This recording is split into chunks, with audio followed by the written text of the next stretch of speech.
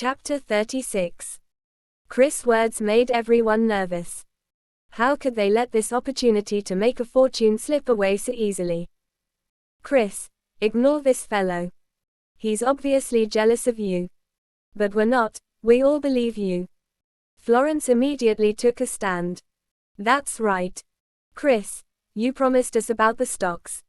You can't just forget about it. Everyone agreed right away. As they spoke, they turned and glared at Dustin. Dustin Rhys, don't stop us from making a fortune. Otherwise, I won't let you off so easily. Yeah. Get lost if you wish to continue on with this nonsense. The crowd chattered and chimed in one after another. From their perspective, Dustin was slandering Rhys and preventing them from making money. He had such malicious intentions. Do all of you really trust Rhys? Hasn't anyone ever doubted if he was lying? Dustin asked with a frown. That's none of your business. We'll do what we want. James glared at him. That's right. Even if we were cheated, it would be on our own terms. It has nothing to do with you. You're really such a busybody. Florence looked at him with disgust. Dustin smirked at these words. He appeared to be making a fool of himself or being disdainful. Since you all love to give away your money. Forget I ever said anything. He shook his head. It was hard to advise these stiff-necked people. These people were so blinded by money that they had no hope. He would just be embarrassing himself if he tried to warn them any further. He even looked forward to their reactions after finding out they had been scammed. If you have nothing nice to say, you should shut up. You're such a letdown. Florence spat out. She would have gotten rid of him if not for Henry's sake. All right, this is just a misunderstanding. Dustin must have been misled by some news. Henry tried to smooth things over. Yeah. It's all just a misunderstanding. John smiled and tried to change the topic. Oh, Dahlia, you were saying you're starting a company with the Harmon family. How's it going? I've become partners with the Harmon family and signed the contract. Our new company will be officially launched in 2 days. We'll be having an opening ceremony at that time. Feel free to join if you have the time, Dahlia offered with a smile. It was her goal to work with the Harmon family. Is that so? That's awesome. I'll be sure to attend. John answered happily. Dahlia, I didn't expect you to partner with the Harmon family. We'll be able to gain a stronger foothold in Swinton in the future. Henry was very relieved. Rhys helped out a lot in this matter. If he hadn't pulled some strings, we would never even be eligible to partner with the Harmon family. Dahlia spoke as she turned to face Henry. Dad, not only that, today when Trevor tried to cause Dahlia trouble, Rhys called for Mr. Anderson, who helped her out of the situation. James added. Is that so? Then I'll have to thank you, Rhys. James raised his glass and gave Rhys a toast. It's nothing. I was just helping out. Rhys raised his glass in response.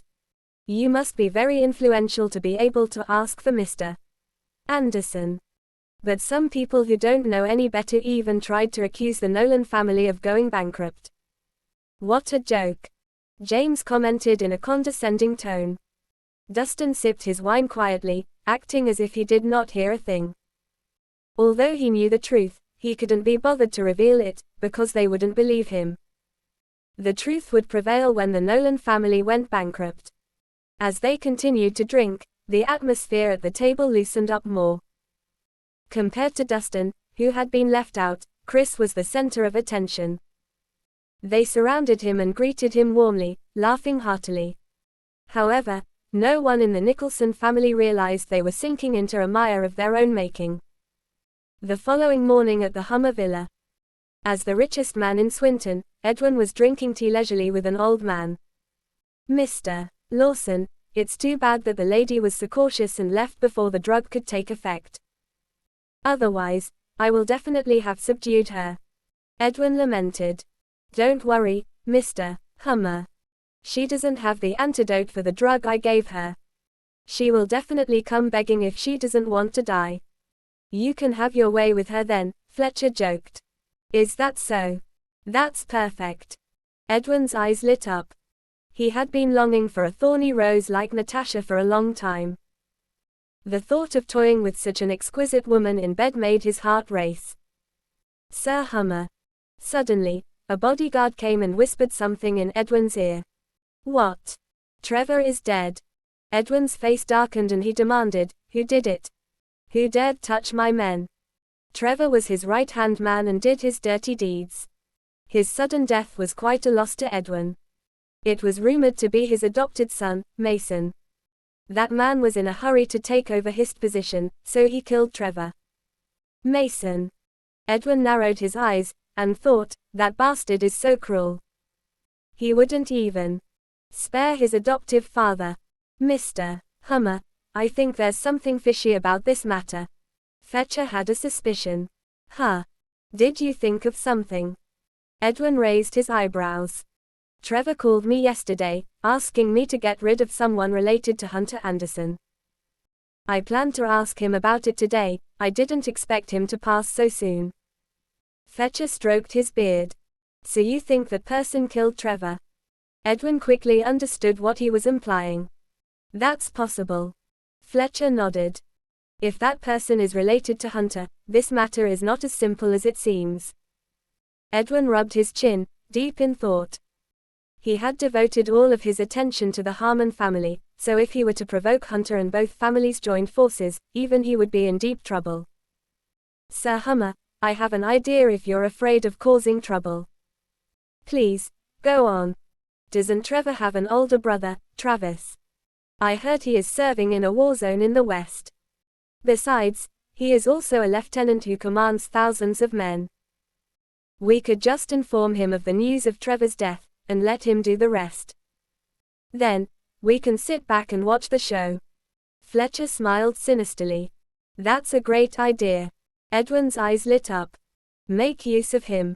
With a reckless man like Travis leading the way, I can definitely. At the same time, in the office of the Jackson Group. Just as Dahlia took a seat, Lyra knocked on her door and entered. Ms. Nicholson. Something bad has happened. What is it? Dahlia felt her chest tighten.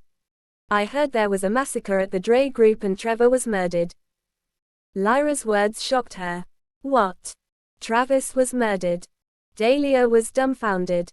He was Sir Spanner, the king of the underground in East City, who did business with both lawful and unlawful people. How could he just die? Besides, they had just seen each other yesterday. I'm not too sure of the details, but news on this has been released. At this point, Lyra asked in a hushed voice, Ms. Nicholson, do you think this has anything to do with Dustin? Dustin.